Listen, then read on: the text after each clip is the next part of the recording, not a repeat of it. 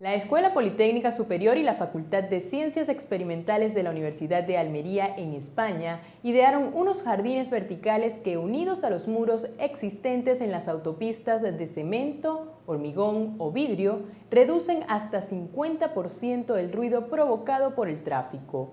Conozcamos los detalles en el siguiente reporte.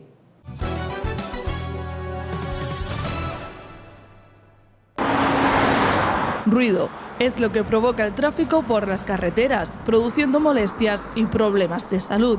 Los muros de mitigación acústica tradicionales, de hormigón o vidrio, no son lo suficientemente eficaces, pero la Universidad de Almería ha dado con una solución. El aspecto para el proyecto novedoso es añadir al muro de mitigación acústica lo que es la parte de cubierta vegetal. O lo que es lo mismo, un jardín vertical que contribuye a una disminución entre un 10 y un 50% la reducción que ya de por sí tiene el propio muro.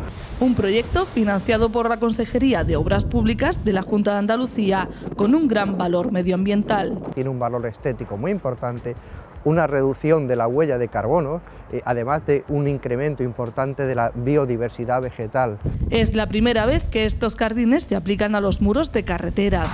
Su elevado coste, al requerir cuidados especiales, obliga a que su diseño esté pensado para puntos muy concretos. Rotondas especiales, sitios emblemáticos donde haya edificios públicos de carácter emblemático dentro de una ciudad. Estos muros vegetales están diseñados para zonas semiáridas. Se forman con plantas autóctonas y bajo un sistema que permite recoger el agua de lluvia.